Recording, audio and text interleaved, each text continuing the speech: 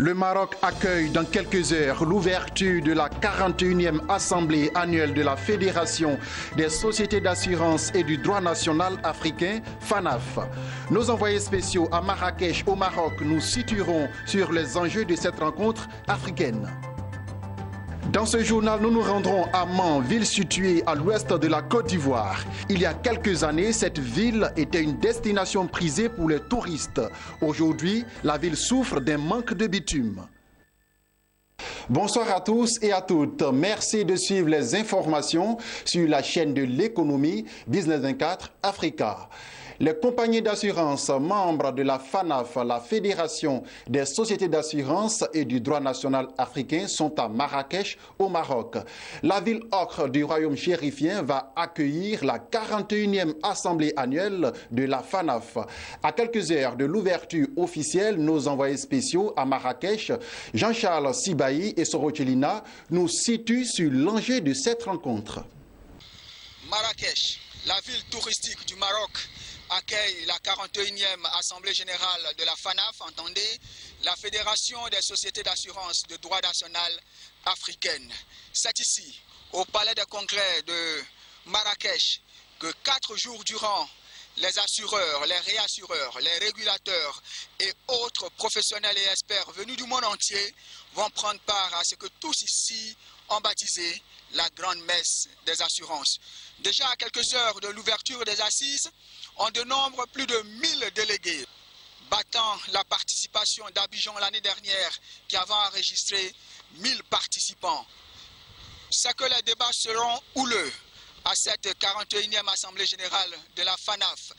Les gouvernements des pays membres de la zone CIMA ont décidé de faire passer la caution des sociétés d'assurance de 300 millions de francs CFA à 5 milliards de francs CFA. Évidemment, ce qui n'est pas du goût de certaines sociétés d'assurance qui dénoncent déjà ici une inflation réglementaire et qui ont peur de mourir avec cette nouvelle réglementation.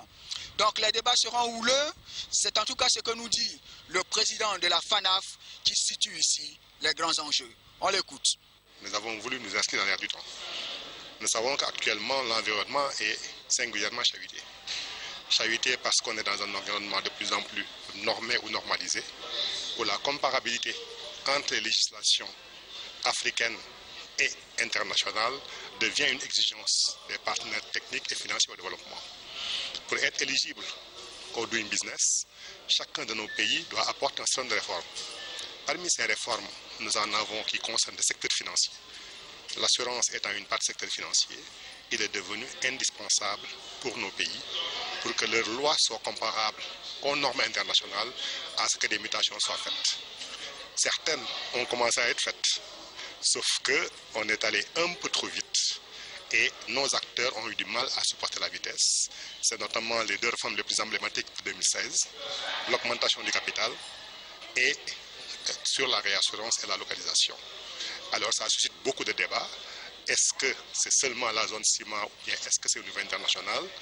Les débats nous permettront d'avoir des réponses précises, d'où le thème central de la conférence. Nouveaux enjeux réglementaires et défis opérationnels, quelle stratégie pour les compagnies d'assurance? Enjeux réglementaires parce que la réglementation ou la surréglementation aujourd'hui au niveau international tend à apporter des changements. Au même moment, l'environnement de rattrape, les besoins des consommateurs s'affinent, l'aversion des risques au risque devient une réalité et de nouveaux périls tels que l'environnement, tels que le terrorisme, tels que les cyberattaques, tels que la digitalisation, tels que la micro-assurance ou l'assurance électronique ont actuellement des besoins qui dictent que les sociétés puissent faire leur mieux au niveau organisationnel pour répondre à ce nouvel demande. D'un autre côté maintenant, le régulateur, qui a comme exigence un reporting de plus en plus pointu, une normalisation de plus en plus accélérée, induit de nouveaux défis. Comment faire cohabiter les deux? C'est à cela que nous allons réfléchir au cours de ces 4 prochains jours. La Côte d'Ivoire est présente à cette 41e Assemblée générale de la FANAF avec une forte délégation. Le premier marché de l'assurance de la zone CIMA a tenu à marquer sa présence et surtout a tenu à faire entendre sa voix. C'est la première fois que l'Assemblée générale de la FANAF sort du cadre de la CIMA Donc c'est véritablement exceptionnel. Et nous avons voulu soutenir nos amis du Maroc. Ce que vous devez savoir, c'est que l'Association des sociétés d'assurance de Côte d'Ivoire a une convention de partenariat avec la Fédération marocaine des sociétés d'assurance.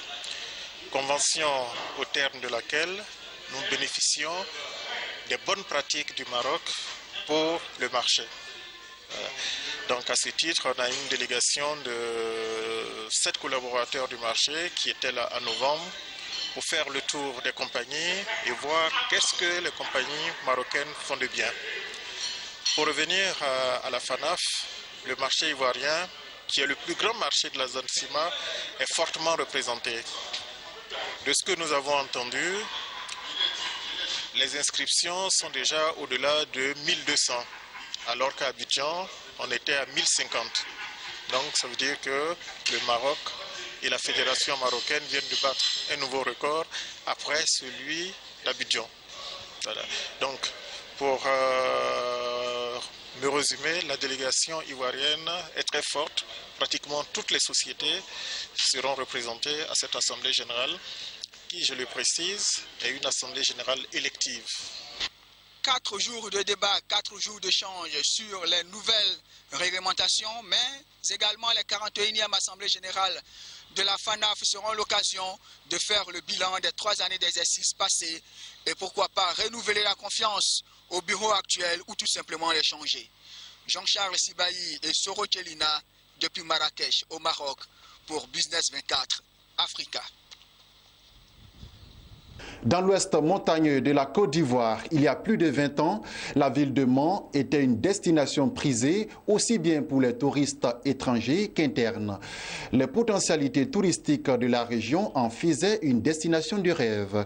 Passé les durs moments de crise, la ville se remet des années sombres, mais les activités tardent à totalement décoller. La raison, la ville souffre d'un manque de bitume qui a complètement défiguré Mans. C'est un reportage de Théodore Kangar, commenté par Sandrine Bamba. Situé à environ 600 km d'Abidjan, Mans, ville touristique, capitale du district des montagnes, faisait fier à lui dans les années 80, avec son bitume sur presque toutes les ruelles. Aujourd'hui, cette coquette ville a perdu son lustre datant. Aucune rue, en dehors de la voie principale qui traverse la ville jusqu'à la gare de Fakobli, n'est bitumée. Toutes les rues de Mans là, au temps du feu, tout est dégradé. Il n'y a plus de goudron. Même les taximètres pour rouler, c'est un problème. Nous-mêmes, on a des motos pour rouler, tout est poussé. Bon, on se pose la question, qu'est-ce qui se passe? Bon, quand on regarde aussi nos cadres politiques, nos cadres politiciens, on se dit que peut-être qu'il n'y a pas d'entente. Tout le monde se pose la question, pourquoi Mans est comme ça? Il n'y a pas de bonne route. On peut partir jusqu'à vers le lycée, mais il n'y a pas de bonne route à Mans. On a un problème, notre enfant est malade. La nuit, ou bien on a des problèmes, si une femme veut accoucher, il n'y a pas de taxi pour aller à l'hôpital. Même pour aller au marché, là, on a tous les problèmes. Il n'y a même pas la route. Même. Trop de poussière, nous sommes tous malades ici. On nous a proposé, on dit on va nous donner combien de 16 km de goudron. Jusqu'à aujourd'hui, on ne voit rien. Je ne comprends pas jusqu'à cela pourquoi les choses ne sont pas faites comme bitumage. Aujourd'hui, on a BCAO, la Ségraé, Université, mais on vit dans la poussière. Pendant les saisons pluvieuses, les flaques d'eau et la boue rendent la circulation très pénible. En période de sécheresse, c'est la poussière qui règne en maître absolu, ce qui contraint certains habitants à se camoufler avant d'emprunter ces voies. C'est dommage parce que nous avons eu un projet de bitumage de 10 km de la voirie de Mans. Et le gouvernement a dépêché le Premier ministre d'alors pour faire la pose de la première pierre des travaux. Mais jusqu'à présent, à ce jour où nous parlons, nous n'avons pas encore vu un début de réalisation de ces travaux. Nous avons eu encore d'autres projets qui concernent la réhabilitation de la voie en terre des quartiers périphériques de 16 km. L'étude a été bouclée. Les engins sont arrivés même à la mairie pour le démarrage des travaux. Mais à notre grande surprise, les engins ont été retirés vraiment un à un. Et jusqu'à présent, nous ne savons plus à quel niveau se trouve ce projet. Pour poser la première pierre du tronçon préfecture-lycée. Mais après cela, nous n'avons rien vu, nous ne voyons rien. Et nous nous demandons qu'est-ce qui s'est passé. Et pourtant, le 11 octobre 2015, deux ministres de la République avaient suscité l'espoir. Devant la préfecture, la première pierre du bitumage de la ville de Mont avait été posée par les ministres Patrick Kachi et Mabry Touakeuse dans le cadre, dit-on, du programme présidentiel d'urgence. Depuis, plus rien. La mairie seule se bat pour faire de son mieux. Sans grands moyens, un combat perdu d'avance.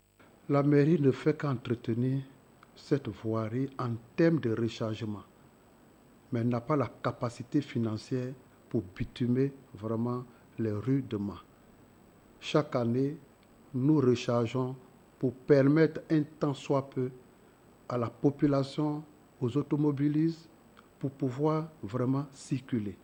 La mairie ne peut pas vraiment entreprendre des travaux de bitumage qui sont des grands travaux, qui émanent vraiment la compétence de l'État. C'est vrai que la mairie, la commune est une entité décentralisée de l'État, mais n'a pas la capacité financière pour faire ces travaux.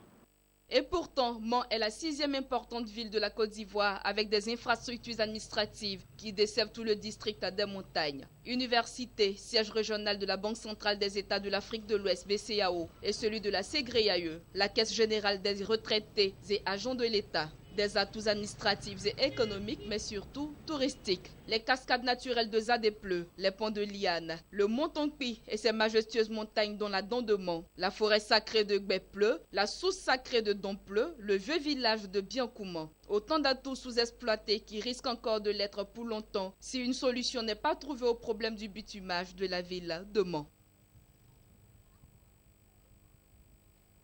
Rendons-nous maintenant au Nigeria où, selon une étude réalisée par le cabinet d'audit américain PricewaterhouseCoopers, les capacités des entreprises nigérianes sont insuffisantes pour mener à bien l'exploration pétrolière et gazière. Ceci, malgré les engagements pris par le gouvernement fédéral en 2010 pour mieux accompagner celle-ci. Le cabinet a fait savoir que les défis à relever par les entreprises locales sont nombreux et que le gouvernement fédéral doit se concentrer davantage sur le renforcement de leurs capacités afin de les doter rapidement du savoir-faire technique nécessaire à cet effet.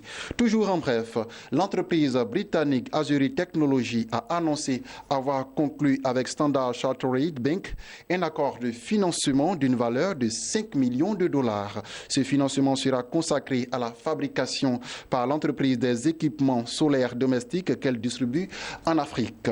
Dans l'évolution de l'industrie énergétique prépayée, l'accès à des mécanismes innovants de financement devient de plus en plus important dans le processus d'adaptation à un marché en croissance, a affirmé Simon Gart, le CEO d'Azuri. Voilà, c'est ici que nous refermons ce journal. Merci de nous avoir suivis.